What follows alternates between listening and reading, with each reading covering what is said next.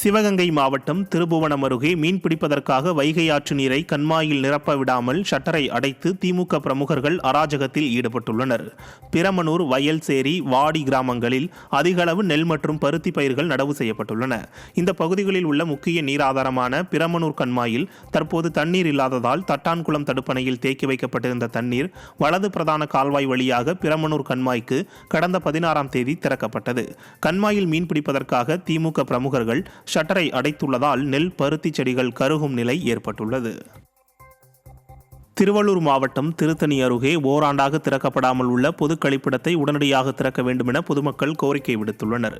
Arungulam Irular colony பகுதியில் கட்டப்பட்ட இந்த பொது சுகாதார கழிப்பிடம் தற்போது 1 வருட காலமாக பூட்டப்பட்டு காட்சி பொருளாக உள்ளது. இதன் மூலம் மக்களின் வரிப்பணத்தை விடிய அரசு வீணடிப்பதாக மக்கள் குற்றம் சாட்டுகின்றனர். செங்கல்பட்டு மாவட்டம் கிழக்கு தாம்பரம் அருகே தனி கல்லறை தோட்டத்திற்கு இடம் வேண்டி ஆட்சியரிடம் கிறிஸ்தவர்கள் மனு அளித்தனர். திருவஞ்சேரியில் வசிக்கும் 10,000க்கும் மேற்பட்ட கிறிஸ்தவர்கள் சரியான கல்லறை தோட்டம் இல்லாததால் ஏரிக்கரை ஓரம் உடல் அடக்கம் செய்யும் அவல நிலை இருப்பதாக தெரிவித்தனர்.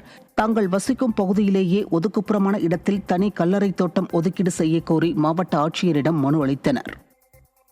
நாங்கள் என்ன செய்கிறோம்னா, ஏரிக்கரையோட கரை ஓரங்களில் நாங்கள் நிரந்தரர்கள் நல்லடக்கம் நாங்கள் செய்து கொண்டிருக்கோம். இதில் என்ன பிரச்சனை வருதுன்னா, இடம் போதாத காரணத்தினால ஒரு ஏற்கனவே நல்லடக்கம் செய்த இடத்திலேயே நாங்கள் மீண்டுமா எடுத்து போட்டுட்டு மீண்டுமா அடக்க வேண்டிய ஒரு அவல நிலை எங்களுக்கு காணப்படுகிறது.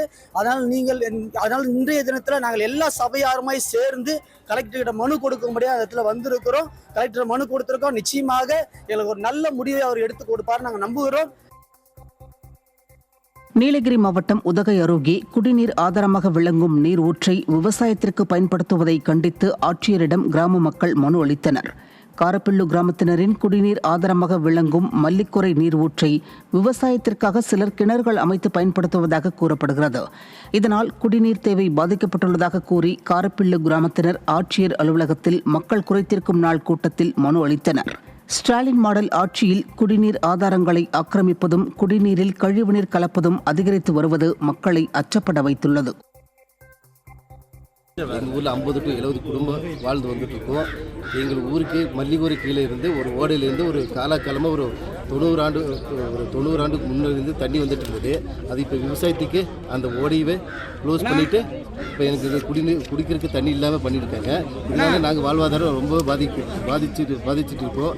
அதனால் மாவட்ட ஆட்சியர்கிட்ட மனு கொடுத்து இதுக்கு உடனடியாக எங்களுக்கு மாவட்ட ஆட்சியர்கள் தீர்வு தருமாறு கேட்டுக்கொள்கிறோம்.